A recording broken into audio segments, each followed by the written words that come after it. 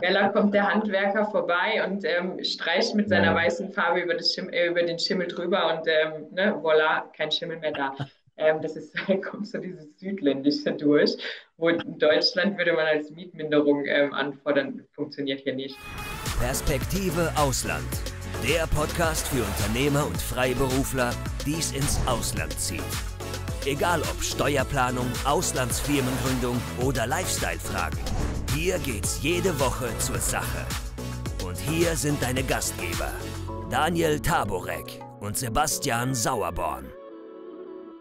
Wir sprechen ja jede Woche mit interessanten Menschen über interessante Länder, die als Wohnsitz oder Unternehmenssitz in Frage kommen könnten.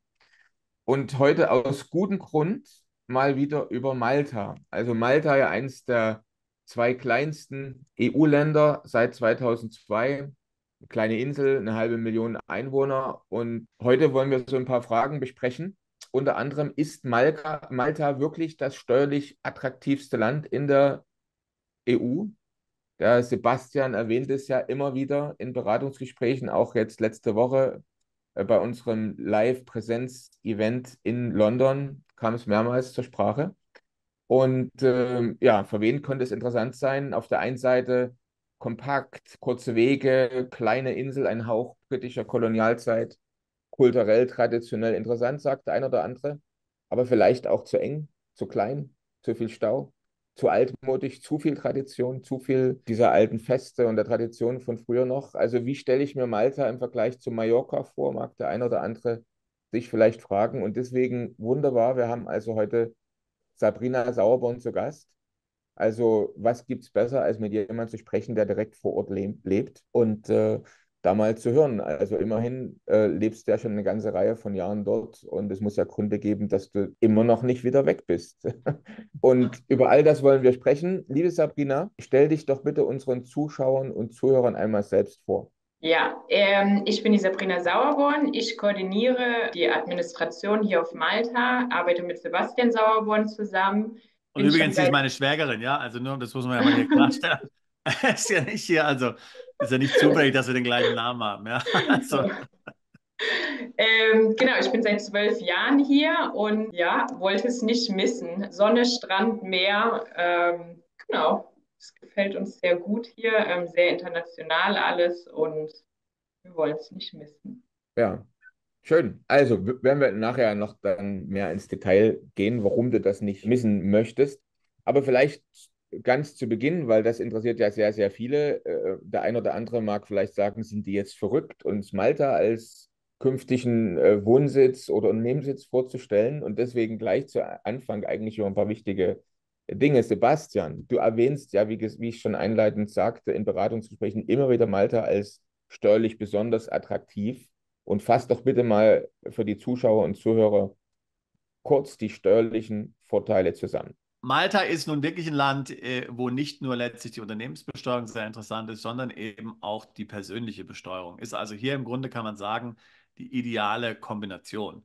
Was die Unternehmensbesteuerung anbelangt, kann man zunächst hier nicht erkennen, warum Malta interessant ist.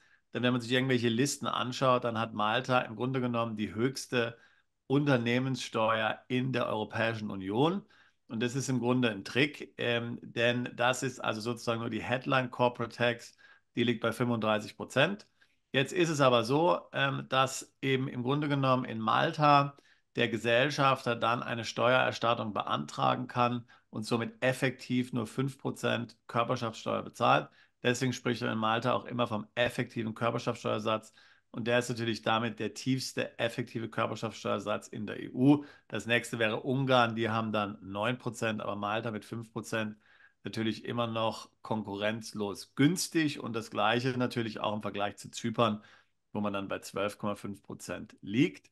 Bei der persönlichen Besteuerung hat Malta eben den sogenannten Non-Dom-Status, Non-Domicile-Status oder die Remittance-Basis, wo man im Grunde genommen nur auf die ausländischen Einkünfte Steuern bezahlt, die man eben nach Malta überweist. Wenn man also in Malta wohnt und dort eine korrekt gestaltete Firmenstruktur hat, die aus einer maltesischen operativen Gesellschaft, einer maltesischen Holding und noch einer Holding im Ausland besteht, dann zahlt diese operative Gesellschaft 5% Steuern auf den Gewinn der Gesellschaft und dann kann sie mir am Ende über die Holding dann 95% des Gewinnes steuerfrei ins Ausland, also auf ein nicht maltesisches Konto auszahlen. Also wenn die Gesellschaft 100.000 Gewinn macht, zahlt sie 5.000 Steuern in Malta, 95% fließen dann durch die Holdinggesellschaft zu mir persönlich aufs Konto.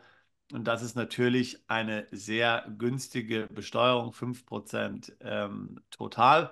Malta ist auch deswegen steuerlich interessant, weil wir haben ja immer wieder auch schon gehört, dass es im Grunde genommen hier Probleme in Deutschland gibt mit dem sogenannten Perpetual Traveler oder digitalen Nomadenstatus. Da spricht man dann möglicherweise von betriebsstättenlosen Einkünften unter der weiter beschränkten Steuerpflicht. Das heißt, diese Einkünfte wären dann eben noch für 10 Jahre in Deutschland zu versteuern.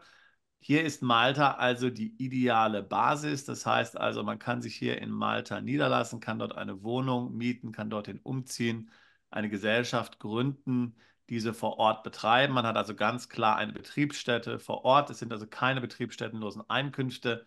Man zahlt total 5% Steuern und ist aber auch natürlich nicht dort angebunden. Man kann ja trotzdem die Welt bereisen, auch wenn man in Malta lebt. Und viele Mandanten machen das natürlich auch. Also hat man hier tatsächlich, wenn man sich das vorstellen kann, in Malta zu leben, eine hervorragende Möglichkeit, innerhalb der EU steuerlich konform und dann auch noch super steuergünstig letztlich hier zu leben. Jetzt habe ich zwei Fragen, wo ich nochmal einhaken muss. Das erste ist, wie ist denn das jetzt im Vergleich zu Zypern? Bei Zypern finden einige es sehr interessant. Du hast Zypern ja auch als auch mit im Kreise der steuergünstigen Inseln genannt. Da muss ich ja nur 60 Tage pro Jahr wirklich anwesend sein auf der Insel, um zum Beispiel Steuervorteile zu genießen.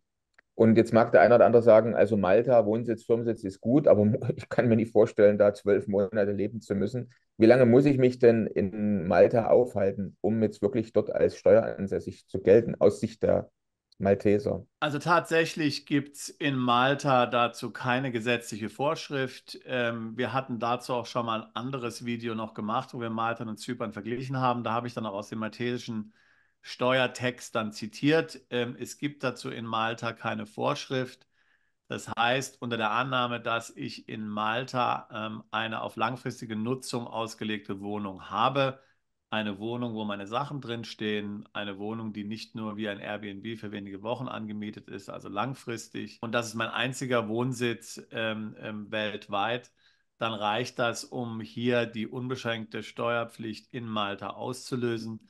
Es ist ja auch gemäß OECD-Standard nicht erforderlich, dass hier eine bestimmte Aufenthaltsdauer an diesen Wohnsitz wirklich gebunden ist. Und so ist es in Malta auch nicht. Es muss aber natürlich der Hauptwohnsitz sein, ja. Also das heißt, was das jetzt bedeutet, kann sich jeder überlegen. Also sogenannte Compliance-Wohnsitze oder Scheinwohnsitze sind natürlich nicht kompatibel. Wobei ich würde sagen, den Maltesen ist es egal, das interessiert die nicht. Aber wenn man jetzt eben sich natürlich in einem anderen Land zu viel dann aufhält und vorgibt, man lebe in Malta, ist aber wirklich nie in Malta, ist das natürlich problematisch. Ja? Aber ich meine, es gibt viele Berufsgruppen, man denke nur an Piloten zum Beispiel, die sind ja weit weniger als 183 Tage und, soll ich sagen, auch weniger als 60 Tage an einem Ort. Wir haben vielfach Mandanten, die sind zum Beispiel im Beteiligungsbusiness, die reisen ja tatsächlich hier von Meeting zu Meeting weltweit. Vor der Pandemie gab es sogar noch viel mehr als heute. Aber die sind auch, wenn die jetzt zum Beispiel in Deutschland wohnen, vielleicht 30 Tage im Jahr in Deutschland. Deswegen sind sie trotzdem in Deutschland unbeschränkt steuerpflichtig. Da würde niemand auf die Idee kommen zu sagen, okay, du bist erst in Deutschland steuerpflichtig, wenn du 183 Tage oder so verbringst. Ja? Also das muss schlüssig sein. Man muss ein schlüssiges Lebenskonzept natürlich in sich haben und dann entsprechend den Wohnsitz in Malta einrichten und dann ist das auch rechtskonform. Klasse. Jetzt aber noch eine viel wichtigere Frage. In vielen bisher steuerlich günstigen Ländern wurden ja die Steuervorteile gerade im letzten Jahr sogar an einigen kassiert. Das heißt, sind einfach nicht mehr da. Ich denke da zum Beispiel an Portugal, aber auch an einige andere Länder, in denen Steuervorteile gestrichen worden sind. So von, man kann nicht sagen von heute auf morgen, aber doch relativ kurzfristig. Ist denn sowas bei Malta vielleicht auch zu erwarten? Weil wir überlegen jetzt, wir machen jetzt hier diesen Podcast, dann plant einer auszuwandern und das nimmt ja auch so einen Plan einige Monate vielleicht in Anspruch und dann kommt er da an und dann ist nichts mehr mit den Steuervorteilen.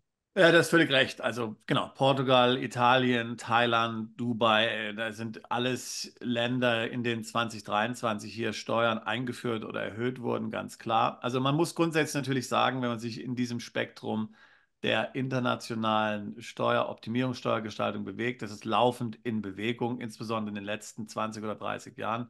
Da ändert sich sozusagen ständig was. Also hier kann niemand sich darauf verlassen, dass hier diese Dinge dann für Generationen Bestand haben. Das ist selten der Fall. Es ist nur dann in den Ländern der Fall, in denen letztlich hier niemand Beachtung diesen Dingen schenkt. Wir haben ja mal über Namibia gesprochen und so zum Beispiel.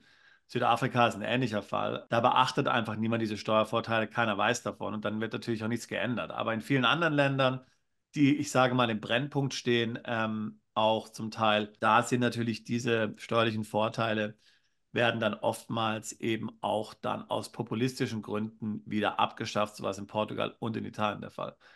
In Malta würde ich sagen, dass die persönliche Besteuerung, der Non-Dom-Status nicht gefährdet ist. Die Besteuerung hier von 5% des Gewinnes effektiv wird meiner Meinung nach irgendwann geändert werden in Zukunft. Es gibt hier definitiv Überlegungen, dies zu tun. Wie das konkret dann aussehen könnte, weiß man noch nicht. Ich bin mir sicher, dass Malta sich da was einfallen lässt, dass es weiter sehr attraktiv ist, weiterhin. Ja. Man kann ein Modell wählen, was die Vereinigten Arabischen Emirate gewählt haben. Also man sagt zum Beispiel, die ersten 100.000 sind steuerfrei, an Gewinn 100.000 Euro umgerechnet dort. Das gleiche gilt zum Beispiel auch in Ländern wie Singapur. Ja. Und dann wird eben eine entsprechende Körperschaftssteuer dann fällig, vielleicht 9% oder 10% oder sowas, ja. Sowas kann ich mir schon vorstellen, aber andere Alternativen hat Malta ja auch gar nicht, denn als kleines Land ist ja doch sozusagen hier einer der Hauptanziehungspunkte letztlich hier internationale Geschäftsleute, die dort Business machen wollen und auch internationale Konzerngesellschaften, die hier dann entsprechend auch steueroptimiert betrieben werden können. Wenn das nicht mehr möglich wäre, dann würde eben Malta letztlich hier dann noch viel mehr von der EU abhängig sein und vom EU-Steuerzahler. Und das will natürlich niemand am Ende. Also daher, es wird weiterhin Anreize geben. Die sind ja auch im Sinne des EU-Rechtes. Aber ich glaube, dass diese 5%-Regelung, die es seit dem EU-Beitritt Maltas gibt, ja, die wurde dann eingeführt, auch mit vollem Wissen der EU. Und es hat nur niemand damit gerechnet, dass diese so oft dann und so vielfach genutzt werden würde. Aber hier wird man sich was anderes einfallen lassen. Wenn mal tatsächlich der Zeitpunkt kommt, wo was geändert wird. Aber konkret liegen jetzt keine Informationen, Daten oder Vorschläge vor, wie es geändert werden soll. Okay, klasse. Also vielen Dank, Sebastian. Aber jetzt müssen wir unbedingt nochmal mit Sabrina weiter drüber sprechen und das vertiefen, weil ich denke, Sabrina, bei dir sind es ja jetzt nicht in erster Linie steuerliche Gründe, weshalb du, wie du gesagt hast, 12 Jahre auf Malta ausgeharrt oder das Leben genossen hast, wie auch immer. Also was fasziniert dich denn an Malta am meisten? Malta ist also ich habe 2 Kinder und Malta ist in erster Linie ein sehr kinderfreundliches Land. Die Malteser sind alle sehr kinderfreundlich. Es ist sehr sicher hier und es ist international. Alle möglichen Internationalitäten hat man eben hier und es ist eben auch das Wetter, was mich hier hält. Wir haben wir haben viel Sonnentage auf Malta und blauer Himmel, Sonnenschein, es macht glücklich. Und ja, das sind die Hauptgründe, warum ich hier bin. Malta ist zentral, sehr nah an Deutschland. Das heißt, die Familie ist nicht so weit weg. Man ist eben schnell rübergeflogen, 2,5 Stunden. Und der Flughafen ist jetzt, egal wo man auf Malta wohnt, nicht weit weg. Es wird von irgendwo auf der Insel 20 Minuten dauern, dann ist man am Flughafen. Was auch ein großer Vorteil an Malta ist, es ist nicht weit weg, weil es eben so klein ist. Man ist überall sehr schnell. Mhm. Und die Sprache, wie sieht es da aus? Man kommt mit Englisch gut zurecht, ist das, was ich gehört habe? Stimmt das? Kannst du das bestätigen? Ja, genau. Also die Malteser sprechen alle Englisch. Ich muss zugeben, nach 12 Jahren ist mein Maltesisch immer noch nicht. Also ich kann ein paar Sachen auf Maltesisch sagen. Man kann nur sagen Mella. Genau. Ja, mit Mella kommt man schon ziemlich weit.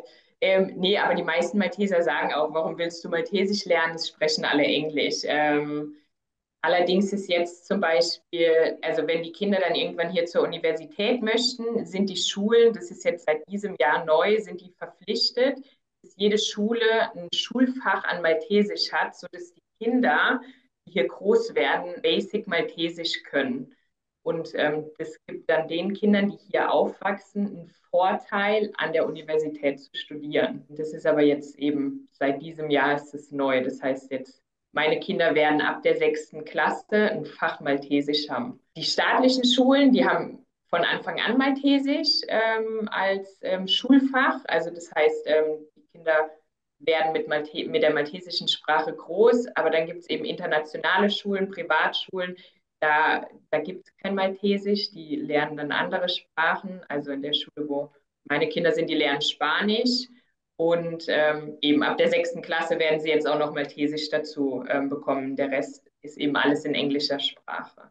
Ich habe ja auch mal, muss ich sagen, in Malta gewohnt, zweimal für ein Jahr. Und meine Beobachtung war eben so ein bisschen auch wie in Irland, wo ich ja auch mal wohnte, wo auch, sage ich mal, das Gälisch kulturell sehr wichtig ist. So ist auch in Malta das Maltesisch sehr wichtig. Das heißt, die Straßenschilder haben alle dann den englischen Namen und dann auch den maltesischen Namen, also Ortsschilder zum Beispiel. Maltesisch ist interessant, weil es eine arabische Sprache ist mit einem lateinischen Alphabet, aber es erinnert einen im Grunde an Araber, die sagen zum Beispiel auch zu Gott, sagen die Allah. Ja, also man hört ständig die Maltesen, die ja religiös sind, über Allah sprechen und man wundert sich, was ist denn jetzt los? Aber eben, also die sagen nicht oh Gott, sondern die sagen oh Allah. Ja, also und ja, also wie gesagt, kulturell ist die maltesische Sprache dort sehr wichtig, aber meine Beobachtung ist natürlich, dass überall Englisch gesprochen wird, wobei Maltesen untereinander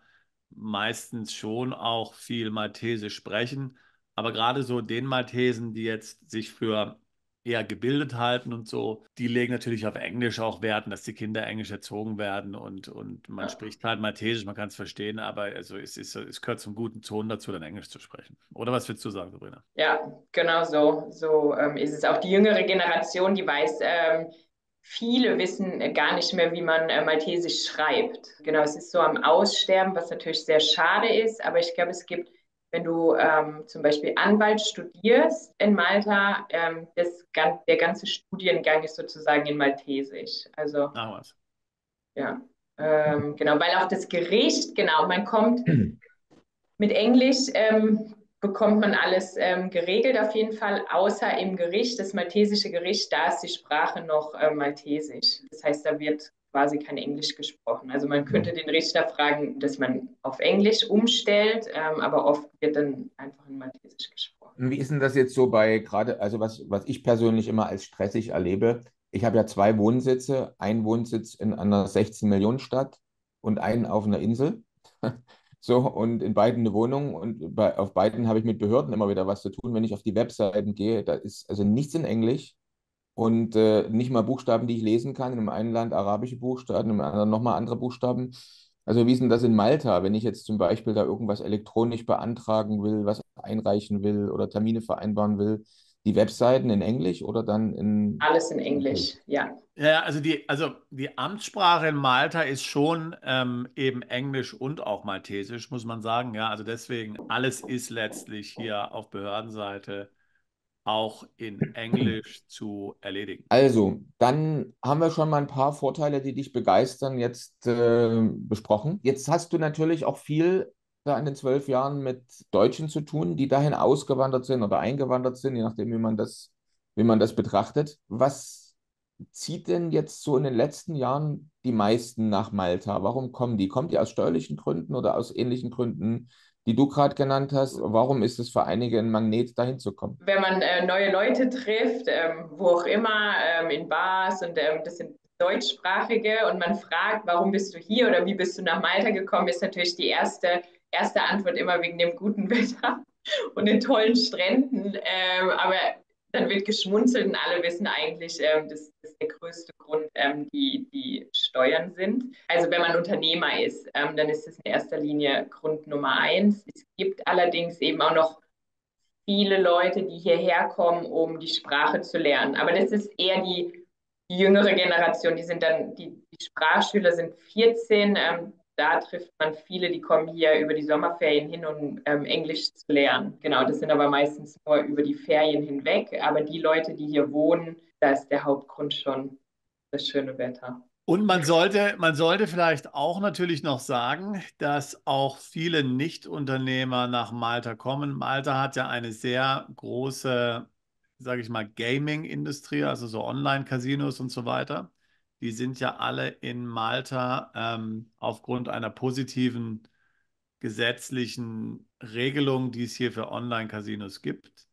Und die ziehen natürlich auch sehr viele Ausländer an. Ja, es gibt zum Beispiel sehr viele Schweden in Ja, Malta, weil die Schweden eben auch sehr viel spielen. Und dann sind diese Mitarbeiter in Malta, dann arbeiten dann im Customer Service von diesen Casinos da. Ja. Also ich glaube, es gibt unwahrscheinlich viele. Also insgesamt in Malta, die Bevölkerung ist auf 500.000 und es gibt 8.000 Schweden, ja, glaube ich. Irgend so eine Zahl, habe ich mal gelesen. Ja. Also Unglaublich. ja, also wirklich viel, ja. Und eben danach aus anderen Nationalitäten, weil ja doch diese Casinos eben in Malta dann vor Ort diesen Customer Service machen müssen. Das ist auch letztlich Teil der Regularien. Und dann eben hier verschiedene Sprachen abdecken müssen. Deswegen gibt es auch viele Deutsche, die jetzt nicht unternehmerisch tätig sind, die dann eben bei diesen Online-Casinos dann arbeiten. ja. Ich Das glaube, Gleiche ist auch für die Deutschen, also gerade was Kundenservice angeht, also in diesem Gaming-Bereich, was glaube ich der größte, also es gibt einmal Finanzen oder Gaming, das sind so die zwei größten. Und ich glaube, als Deutscher oder Deutschsprachiger bekommt man hier auf der Insel immer einen Job. Also Leute werden immer gesucht. Das ist, Interessant.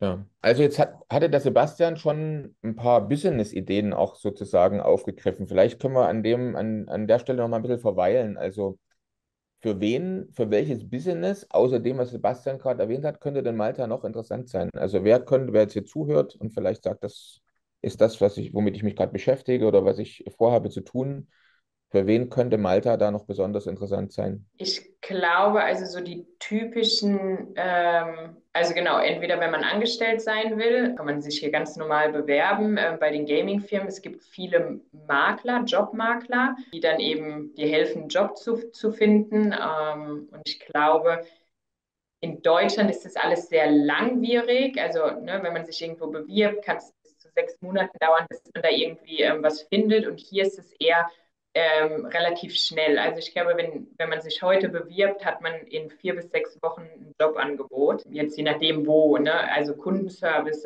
geht es relativ schnell.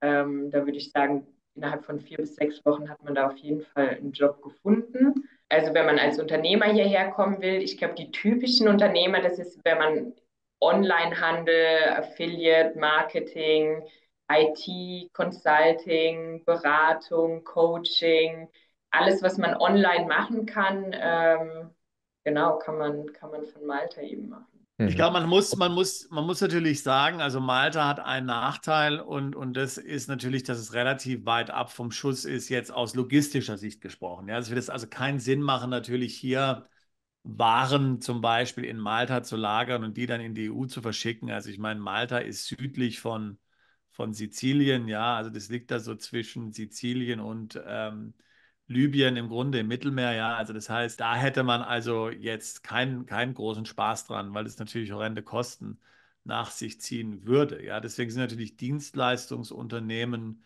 wie die Sabrina erwähnt hat, Software, irgendwie Beratung, Affiliate Marketing, Online Marketing, die sind prädestiniert für einen Firmensitz in Malta. Aber ich meine, man muss zum Beispiel sagen, Playmobil, also die deutsche Firma Playmobil, hat in Malta eine Fabrik schon seit den 70er Jahren.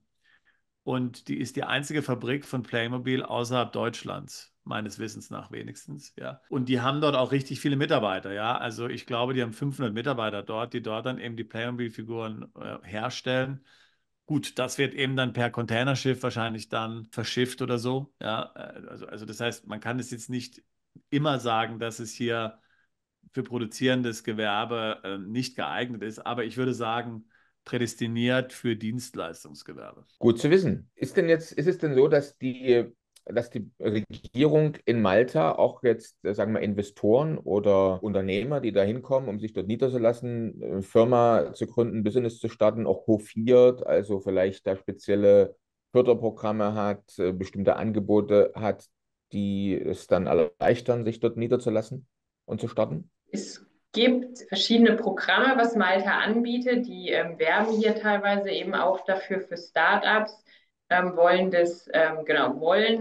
Startup-Firmen hier haben. Eine Programm ist mit Seeds und das andere, das typische, was man kennt, ist Malta Enterprise. Die werben damit eben finanzielle Unterstützung, eventuell Ausrüstung, was sie da unterstützen. Oder man bekommt, wenn man Angestellte hat, bekommt man Rabatte oder Steuervergünstigungen, um das Startup eben zu unterstützen. Und da hat man auch als ausländisches Unternehmen gleichberechtigten Zugang, also ist jetzt als Newcomer sozusagen da Ja, nicht. ja. Okay. Schön. Wie sieht es denn aus, wenn jemand jetzt mit kleineren Kindern vorhat, auszuwandern? Ist Malta dann immer noch empfehlenswert oder eher schwierig? Wie würdest du das beschreiben? Nee, ich find's gut. Ich weiß es mittlerweile gar nicht, wie das in Deutschland ist, aber in Deutschland gibt es ja auch viele Wartelisten und Kindertagesstätte. Ich habe das damals bei mir so gemacht, als wir Kinder hatten, es gibt viele Familien, die Nannies haben, Living-in-Nanny oder ja, Nannies, mit denen sie arbeiten. Es gibt ein Tagesmutterkonzept auch, was hier genutzt wird von verschiedenen Familien. Und es gibt auch ganz viele Kindergärten oder Nursery nennt sich das, wo die Kinder schon, ich glaube, ab einem Jahr hingehen können. Wenn man es früh genug anmeldet, ist es kein Problem. Auch hier sind die Wartelisten, je nachdem, was für einen Kindergarten man möchte. Wenn es ein Kindergarten ist, der eben gerne gesehen wird oder guten Ruf hat, am besten schon registrieren, wenn man schwanger ist, nach dem Motto. Hm. Und vom Preis, kannst du da was dazu sagen? Ist das jetzt, also gibt es deswegen Wartelisten, weil es besonders preiswert ist? Oder weil mitunter löst man Wartelisten ja oftmals, indem man einfach die Preise nach oben setzt und Ja. schon sind die Wartelisten kürzer, aber ich habe keine Ahnung, wie kann man sich das vorstellen? Wenn beide Elternteile arbeiten, also Mutter und Vater, wenn beide arbeiten, bekommt man den Kindergarten vom Staat komplett finanziert und bezahlt. Dann gibt es ja auch ein Chipsystem. Jeder bekommt einen Chip und loggt das Kind jeden Tag ein und aus und bekommt dann eben, wenn beide Elternteile 40 Stunden arbeiten, bekommt man 40 Stunden plus Fahrzeit hin und zurück für das Kind nochmal bezahlt. Also genau. Aber damit jetzt hier niemand von den Zuschauern einen Panikanfall bekommt und ausschaltet. Chipsystem, also das Kind wird nicht gechippt, nur weil ich Nein, sage, nein, das wird nein, ja nein. Nee, einfach um das nochmal klarzustellen, ja, weil muss man einfach sagen, weil da kursieren ja auch bestimmte Bedenken, gerade durchs Internet und gibt ja auch durchaus Ideen zum nee, Beispiel. Also da ist, wie nennt man es denn? Eben, man bekommt einen Chip, wie man naja, sich, man bekommt eine manche haben, Chipkarte. oder eine Karte, wie man sich Chipkarte, auch ja, auf ja. der Arbeit manchmal ein- und ausloggt Ja, eben. ja, Ne? ja, ja. So funktioniert es eben für das Ja, Kind ja, auch. also ich habe es schon gewusst, ich wollte nur, weil man weiß ja nie, ob alle Zuschauer und Zuhörer jetzt das auch so wissen. Aber weil wir gerade mal bei solchen Vorteilen sind, ist ja durchaus interessant, dass das für die Kinder kostenfrei ist. Gibt es denn noch andere interessante Dinge, die in Malta zum Beispiel attraktiv sind? Also der Kindergartenplatz zum Beispiel wäre jetzt unter bestimmten Voraussetzungen kostenfrei. Gibt es noch Ja. andere interessante Dinge da im Sozialsystem, wenn ich jetzt also dort meinen Aufenthalt habe? Wie ist es mit der Krankenversicherung beispielsweise, Schule für die Kinder, wenn wir gerade dabei sind, sollten wir es mal rund machen. Genau, Kindergarten haben wir gerade besprochen. Schule gibt es auch eine staatliche Schule, die ist sehr gut. Es wird eben viel Maltesisch gesprochen. Das heißt, das Kind kann auf die staatliche Schule gehen und hat halt die Fremdsprache dann Maltesisch. Und auch da wird differenziert. Ist es ein maltesisches Kind oder ist es ein ausländisches Kind, was gerade Maltesisch lernt? Und da werden die Klassen dann gesplittet und die ausländischen Kinder bekommen da nochmal extra Unterstützung in der Sprache. Genau, weil zu Hause dann, die tun sich schwerer. Aber man muss schon sagen, Sabrina, dass in der staatlichen Schule der Unterricht im Allgemeinen schon auf Maltesisch ist, oder? Nee, immer wie, also Auch hier kommt es wieder drauf an, wo wohne ich.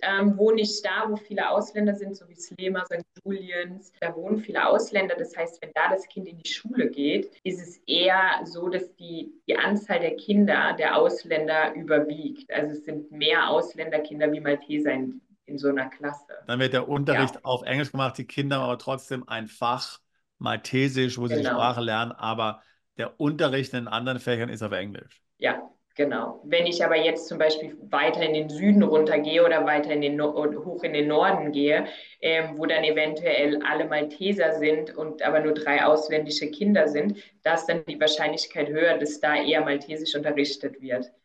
Also wenn man hier sagt, von hoch in Norden und runter in Süden, dann man muss ja bedenken, dass man die ganze Insel durchfahren kann in 45 Minuten, ja. Also das heißt im Grunde 10 Minuten nach oben, 10 Minuten nach unten, ja, mit dem Auto. Naja, also es kommt auf die Uhrzeit an. Morgens um 3 wird es wahrscheinlich funktionieren, ja, aber in den Stoßzeiten wird es nicht funktionieren.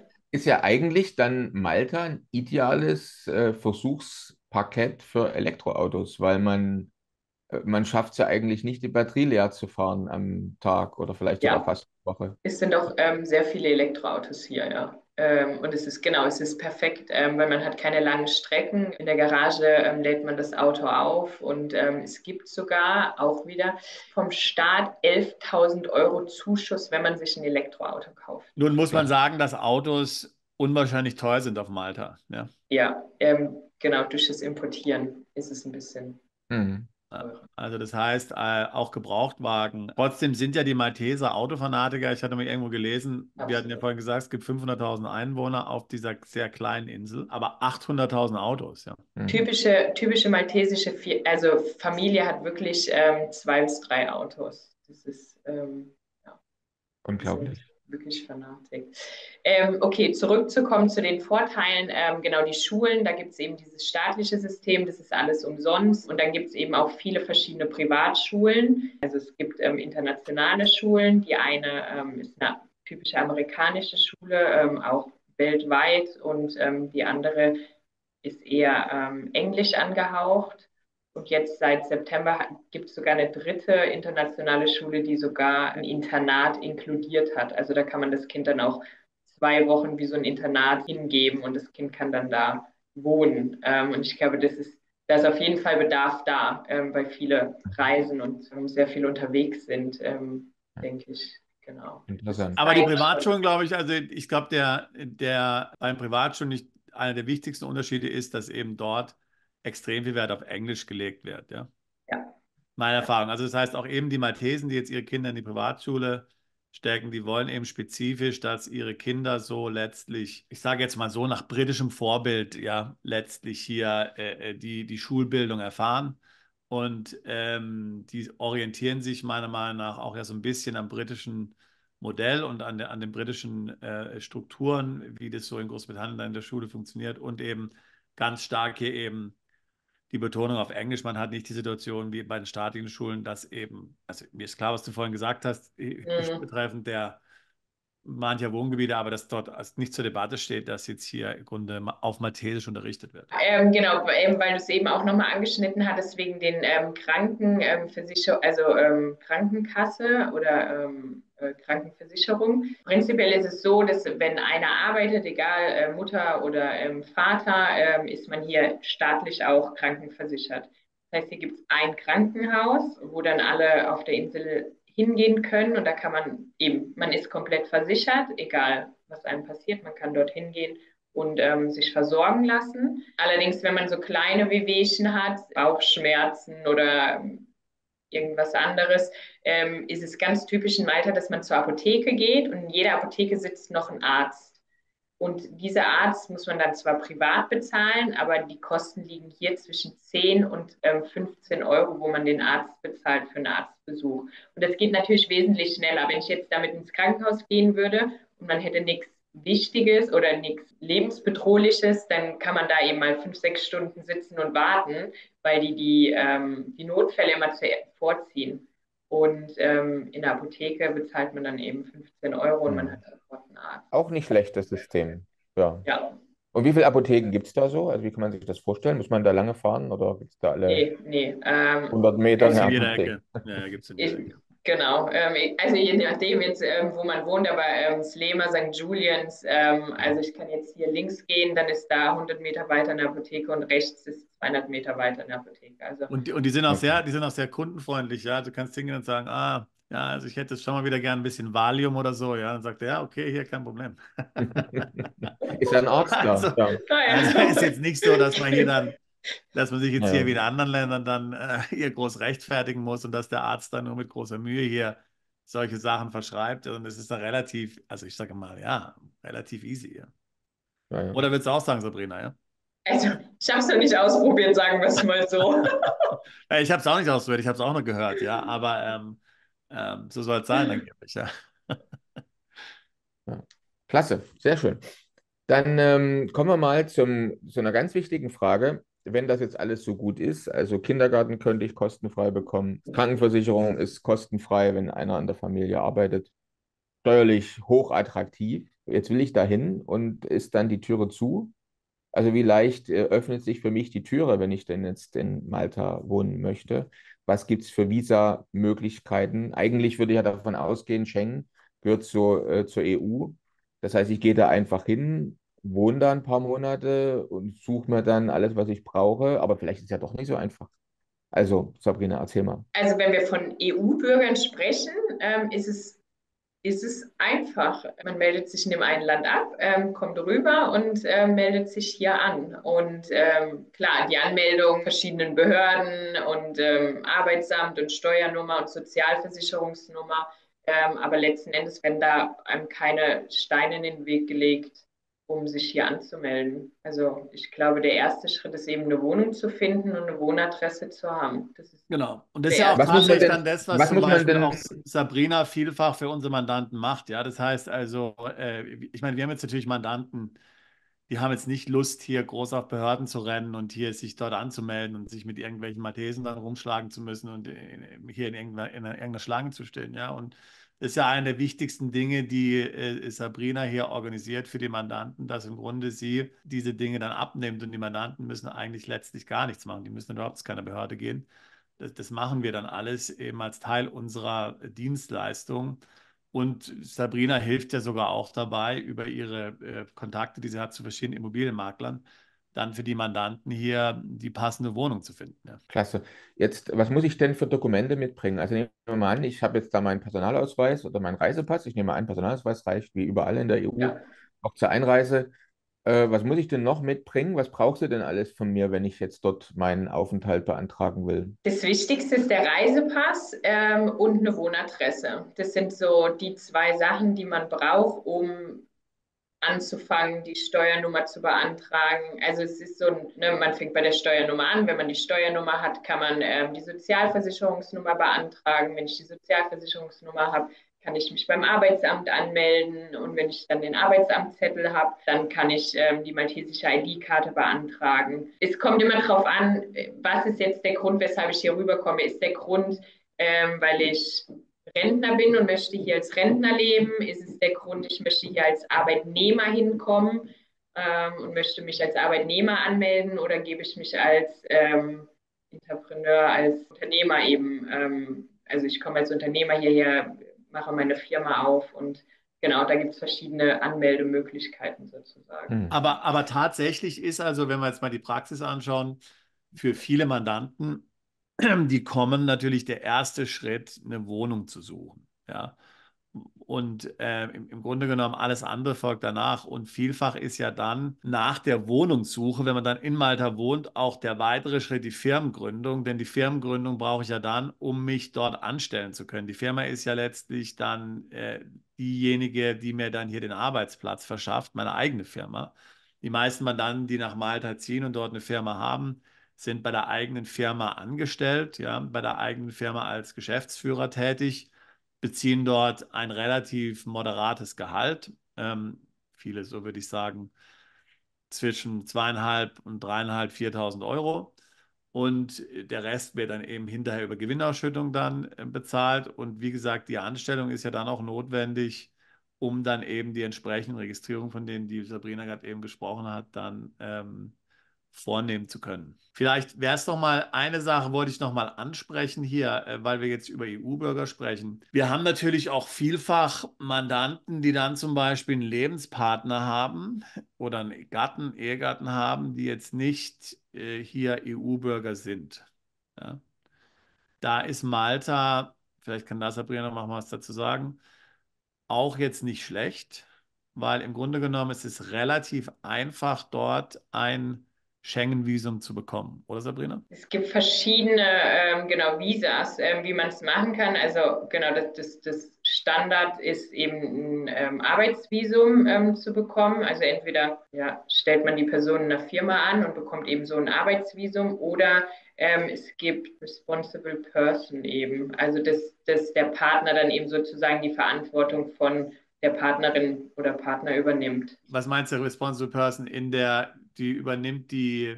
Verpflichtungserklärung gibt es in Deutschland auch. Genau, Ja. ja. Dass man verpflichtet sich eigentlich alle Kosten zu übernehmen, die vor allem eben auch entstehen. Das ist meistens der Pferdefuß. Ich nehme an, das wird in Malta auch so sein. Sollte er zum Beispiel nach Beendigung des Visas nicht mehr ausreisen und so weiter und so fort. Also man bleibt im Prinzip, solange die Person im Land ist, verantwortlich für alle Kosten, die entstehen. Ne? Genau, damit will der Staat einfach sicherstellen, dass diese Person dem Staat nicht auf der Tasche liegt. Okay, aber trotzdem schön, dass es solche Möglichkeiten gibt. Ist mir auch schon aufgefallen, dass da Malta wohl etwas einfacher oder weniger strikt und streng ist als andere Länder. Dann, was gibt es denn noch so für typische Visas, die vielleicht besonders sein können bei Malta? Also Malta bietet auch für Digitalnomaden ein Visa an, ist das richtig? Ja, es gibt das Nomad, also Residence Visum eben, genau, aber das ist nur für Non-EU-Bürger.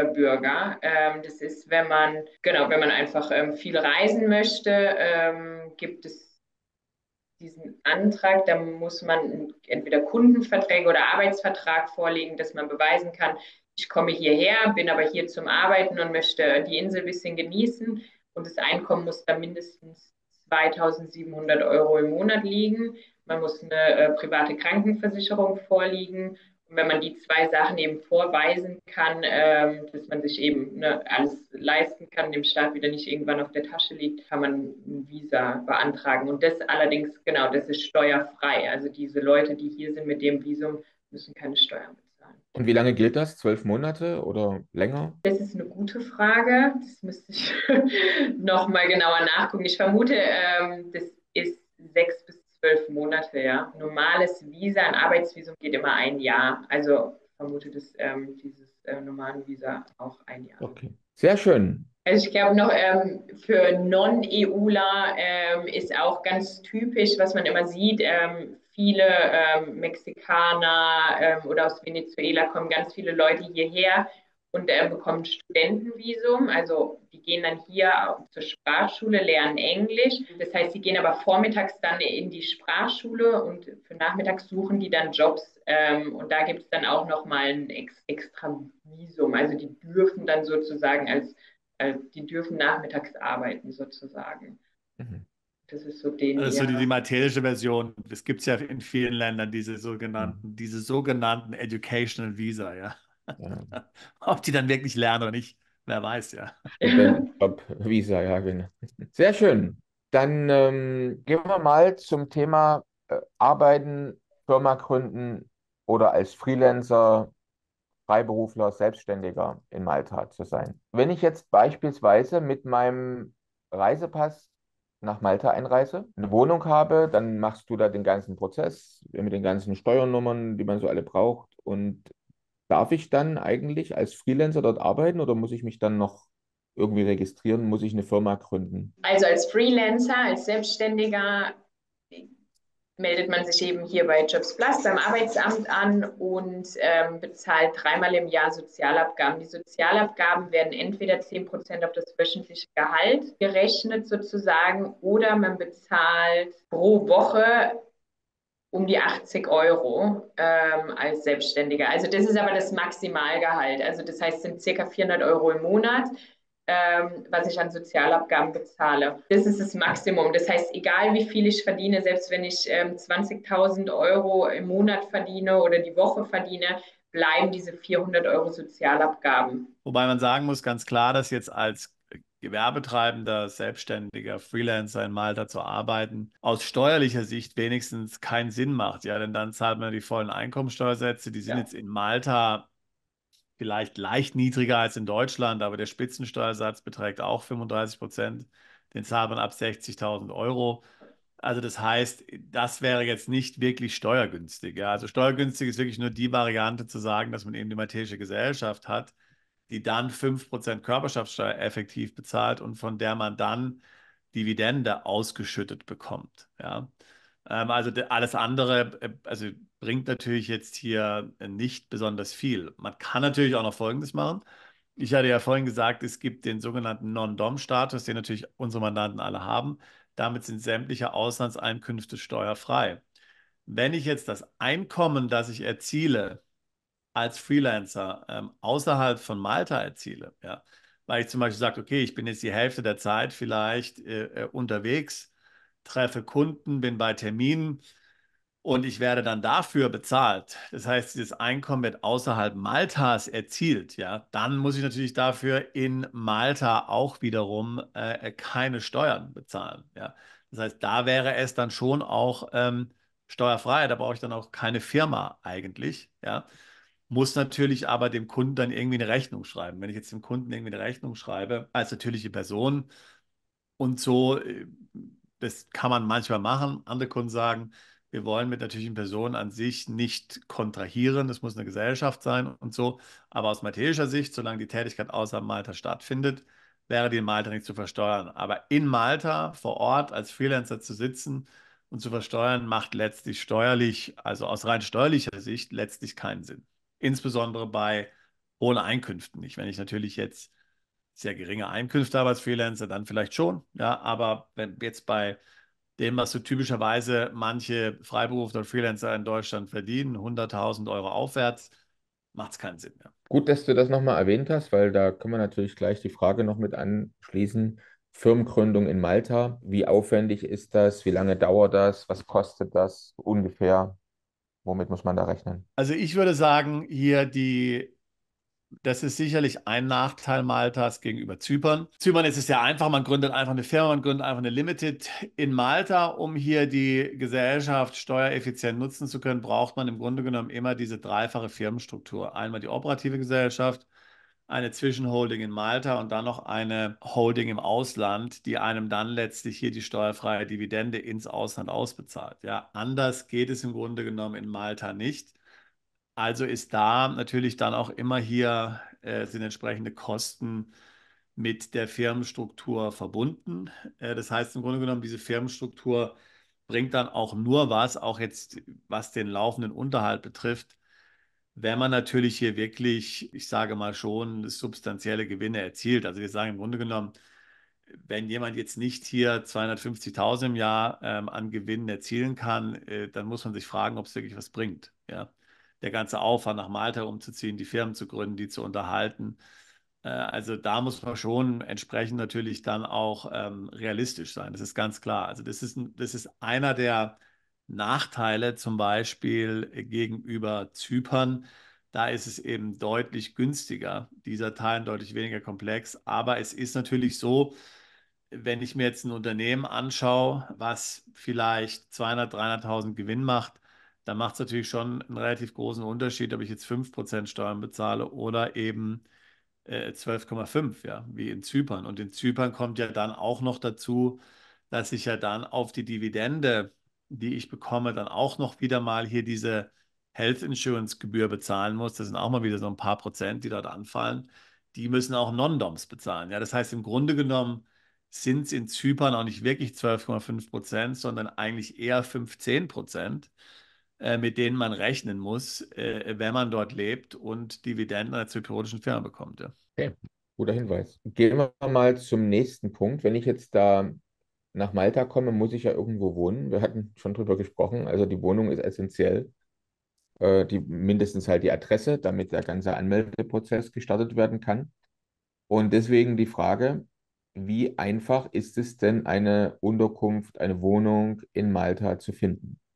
Wie geht man da vor? Der Wohnungsmarkt in Malta geht sehr schnell, würde ich sagen. Ich muss gerade lachen, weil ich gerade auf Wohnungssuche bin.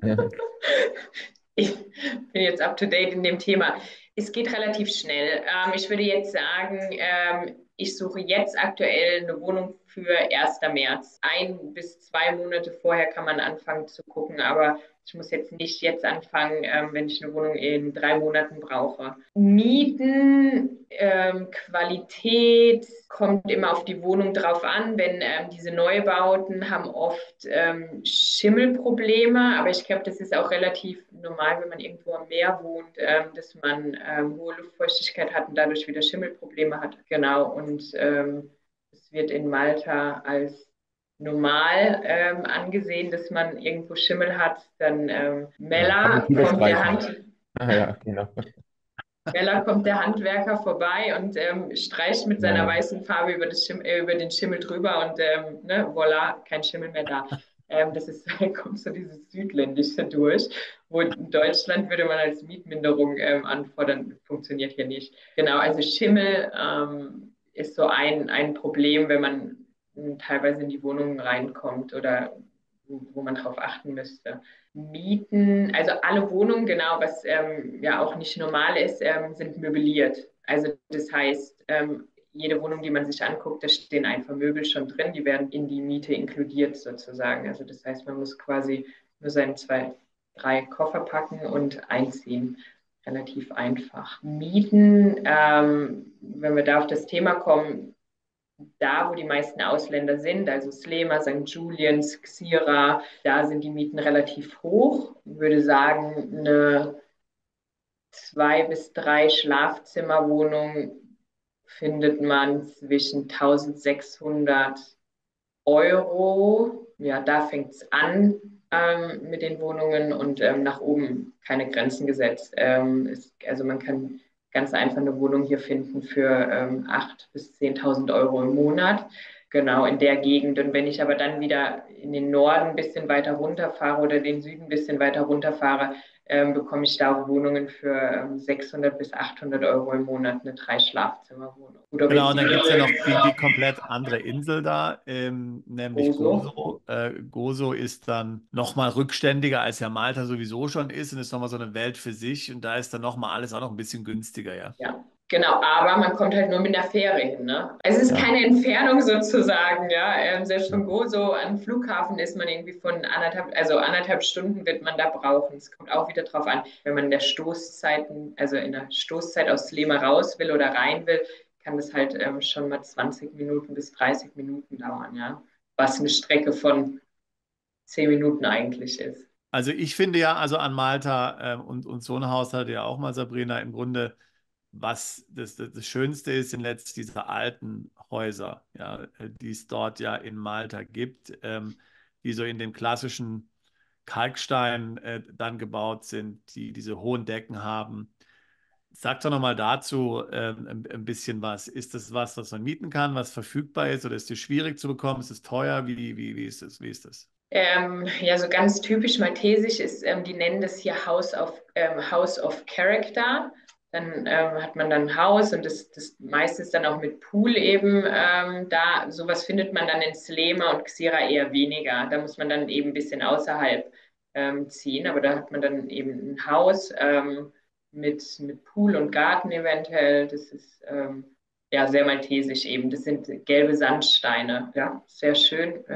Sehr viel Charakter hat es, ja. Und Was kostet? kostet sowas zu mieten ungefähr? Ja, ich würde auch, keine Ahnung, wahrscheinlich 1000, auch zwischen 1.600 Euro aufwärts. Ich denke, Wobei wir auch schon Mandanten haben, die nach Malta umziehen und die auch jetzt, ich würde nicht sagen, ich kenne niemanden, der was für 10.000 gemietet hat, ehrlich gesagt, aber wir kennen schon Mandanten, die jetzt so 4.000 ausgeben im Monat, ja, zum Teil. ja, auf jeden Fall. Also eben, genau, wir haben vor kurzem eben 2 geholfen, die haben für 10.000 Euro im Monat sich was gemietet.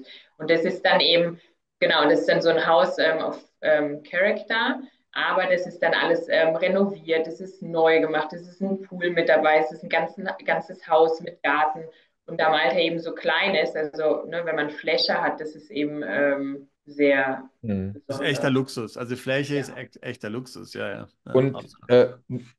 was ist jetzt unsere Empfehlung oder deine Empfehlung? Komme ich da erstmal hin und nehme irgendwie so ein Airbnb-Zimmer, gucke mir alles an oder suche ich mir und miete die Wohnung schon von Deutschland aus? Oder? Man kann beides machen. Auch da helfe ich oft, dass wenn der Mandant irgendwie nicht nach Malta kommen möchte, noch nicht und mietet schon online irgendwas an, den Mietvertrag angucke oder mit dem Vermieter spreche oder gucke die Wohnung an und gucke, ist alles okay oder eben nicht. Oder da helfe ich oft. Man kann beides machen eben, also online anmieten und auch vor Ort. Also ich bin fest davon überzeugt, wenn man das erste Mal nach Malta kommt, dass man die ersten 3 Jahre auf jeden Fall zweimal umzieht, um so ein Gefühl dafür zu bekommen. Man kann es sich auch einfach machen und zuerst mal eine Airbnb-Wohnung geben. Auch, also es gibt mehr als genug Angebote, was Airbnb angeht. Das ist gerade auch so ein Trend, glaube ich, in Malta, dass hier alles in Airbnb umgebaut wird. Das Problem an der Airbnb-Wohnung ist aber, dass man die, also es gibt Mieterschutzbund, da werden alle Wohnungen registriert.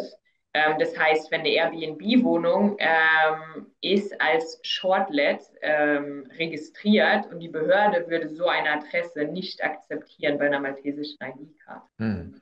sondern die Okay, Wohnung muss gut dann zu als wissen. Longlet, also als Okay. Langzeitmiete registriert sein. Also ich empfehle immer jedem, ja, auf jeden Fall nach Malta zu gehen. Es ist extrem gut zu erreichen, eigentlich von Europa aus, von Deutschland aus.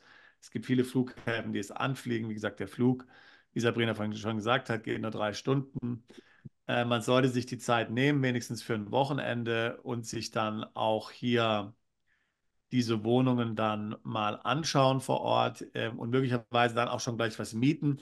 Wie gesagt, ich habe ja schon selbst in Malta gewohnt, zweimal. Meine Erfahrung war, dass das Ganze sehr dynamisch ist, ja.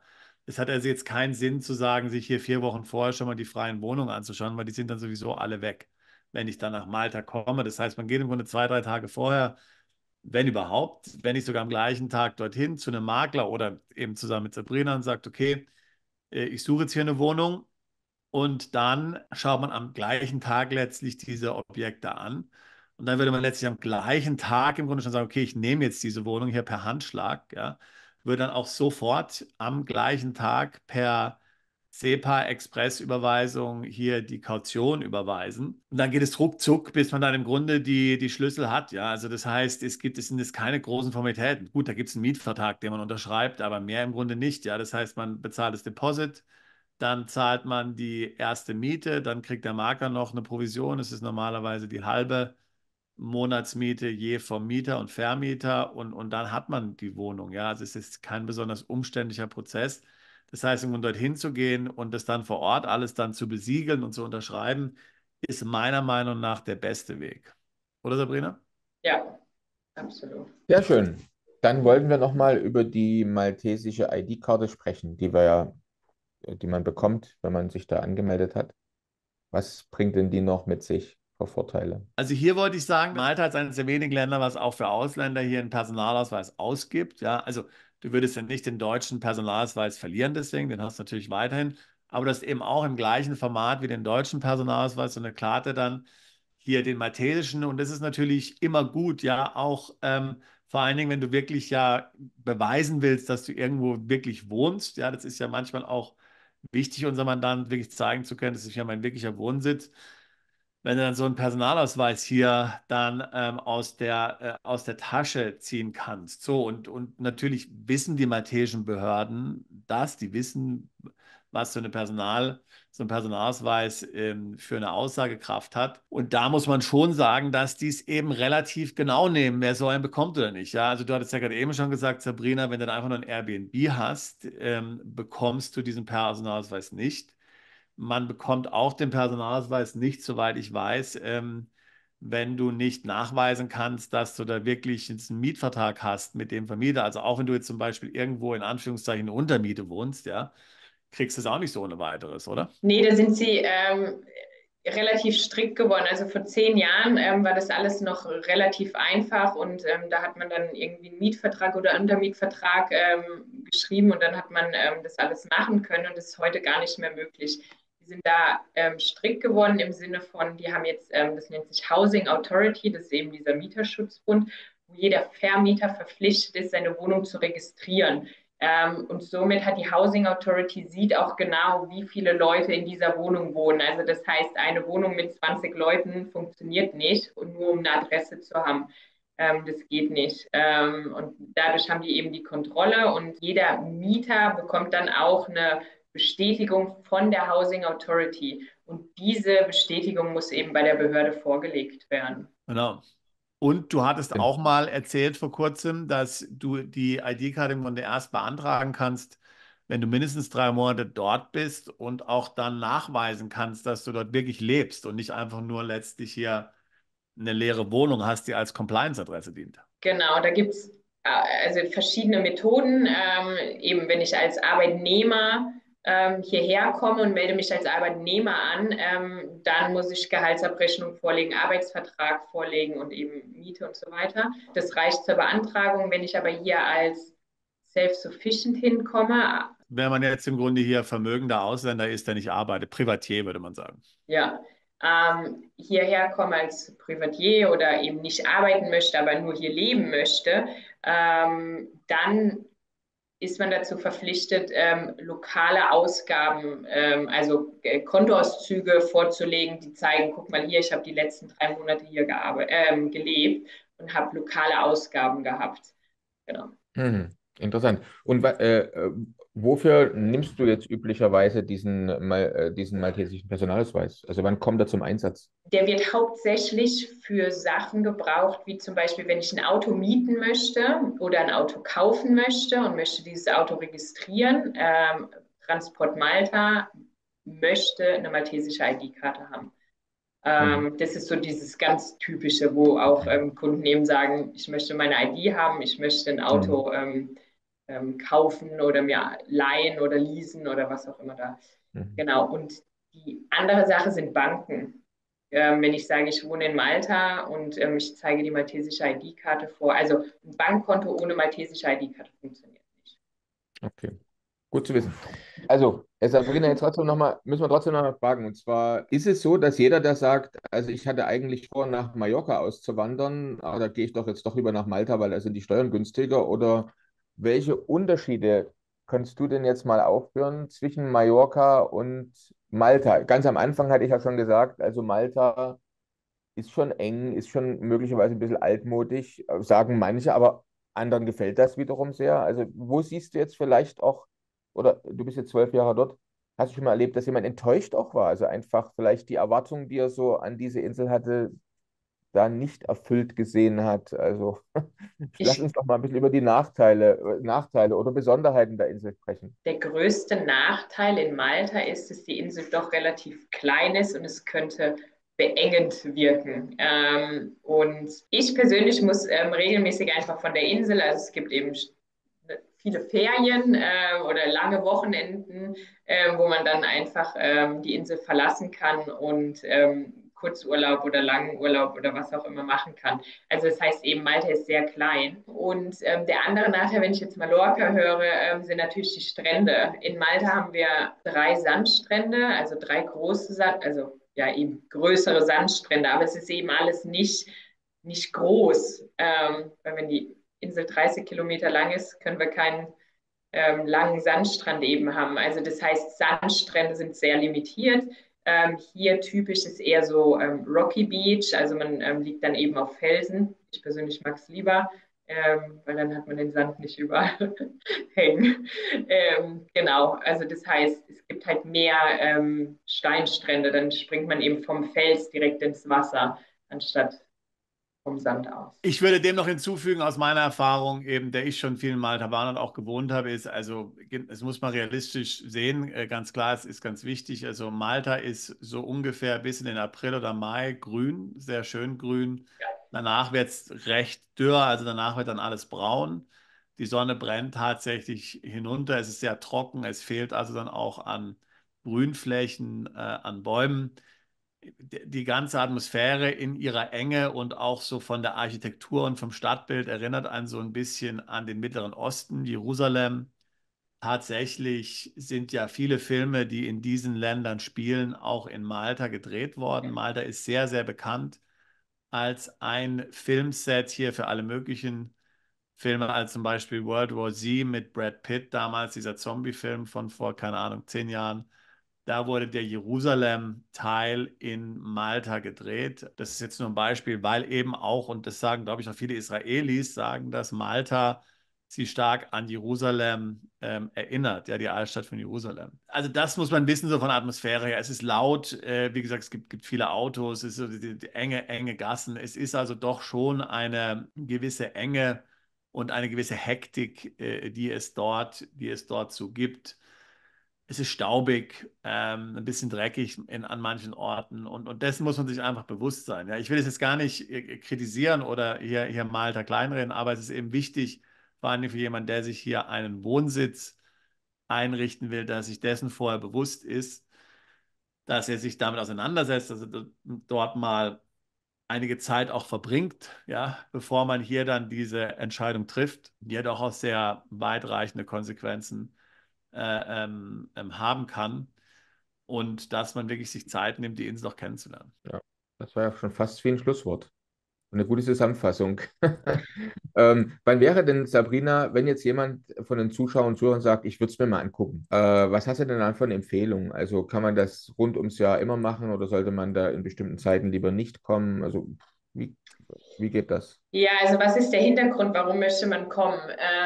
Wenn man Sommerurlaub machen möchte und viel schwimmen gehen möchte im Meer, ist natürlich Juni eine schöne Zeit. Da ist es noch nicht zu heiß, aber es ist warm, man kann schwimmen gehen. Das gleiche wiederum im September. Da ist es dann auch wieder nicht zu warm und das Meer ist schön aufgeheizt. Es ist eine gute Temperatur zum Reinspringen.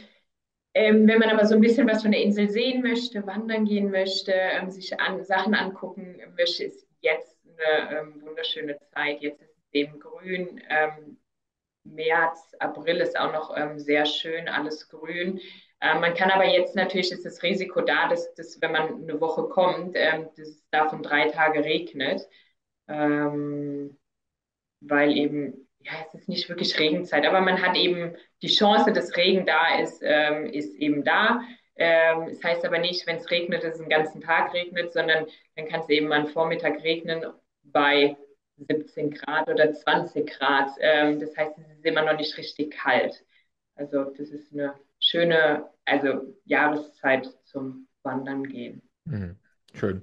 Und wenn man jetzt auch sich ein paar Wohnungen angucken will, sich ein bisschen mit dem Leben so, also als mögliches potenzielles künftiges Domizil die Insel mal ansehen möchte, wie viele Tage sollte man da ungefähr einplanen? Was denkst du? Wie viel braucht man? Die Insel ist ja klein, also reicht dann ein verlängertes Wochenende? Ja, würde ich schon sagen. Also wenn man dann 4 Tage hier ist, ich stelle meistens so ein paar Städte zusammen, wo man hinfährt, die so alle ein bisschen unterschiedlich sind, oben, unten, links, rechts, dass man so verschiedene Eindrücke einfach bekommt. Es gibt eben unten im Süden ist alles noch, sind ältere Häuser, ältere Gebäude und wenn man dann jetzt in Slema ist, gibt es viele neue Gebäude, die eben ja, 20 Stockwerke hoch sind oder sogar noch höher jetzt. Genau, also eher neue Gebäude. Schön.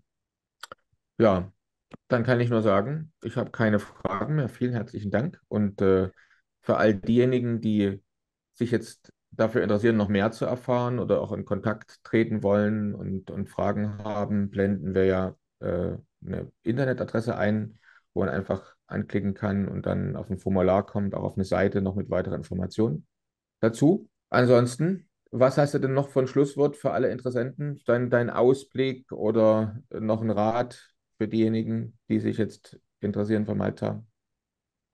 Ich glaube, einfach mal vorbeikommen, sich die Insel eben anschauen. Verlängertes Wochenende, der nächste Feiertag, der ansteht, hier vorbeikommen und sich die Insel einfach angucken selber und einen Eindruck davon zu gewinnen. Liegt ja Ja, gleich um die Ecke quasi. genau, klasse. Wir blenden mal spaßenshalber so ein paar Flugpreise ein, so von den wichtigsten großen Städten. Also ich war auch positiv überrascht, ne, wie günstig man wirklich nach Malta kommt, wenn man Ja, danach sucht. Sebastian, hast du noch ein Schlusswort? Du bist ja auch so ein Hilfsmalteser eigentlich, da ist mit zweimal in Malta gewohnt. Hast du noch irgendwas, was du unseren Zuschauern mit auf den Weg geben willst? Ja, ich kann mich im Grunde Sabrina noch anschließen. Genau, einmal dort hingehen, sich das einmal anschauen, einen ersten Eindruck verschaffen und das ist sicherlich Gold wert und das bringt einem mehr als hier 1000 Videos anzuschauen, ganz ehrlich. Ja, also das heißt, das würde ich auf jeden Fall jedem empfehlen, der sich damit ernsthaft auseinandersetzt mit diesem Gedanken. Klasse. Dann vielen herzlichen Dank, Sabrina. Danke auch an dich, Daniel. Vielen Dank, dass ich hier sein durfte. Dann bleib fröhlich, ne? Bis zum Ja, nächsten Mal. vielen Dank. Ciao. Danke euch, tschüss. Ciao. Bist du Unternehmer, Freiberufler oder Investor? Zieht es dich schon lange ins Ausland? Mach heute den ersten konkreten Schritt in eine Zukunft mit mehr Geld und mehr Freiheit. Buche ein Beratungsgespräch mit Sebastian und seinen Kollegen. Unsere Kanzlei unterstützt Mandanten wie dich dabei, deine Steuerlast legal zu reduzieren, Vermögen aufzubauen und zu schützen und deine persönliche Freiheit zu maximieren. Profitiere jetzt von unserem Fachwissen und unserem Netzwerk. Gehe zu mandatierung.com und werde Mandant unserer Kanzlei.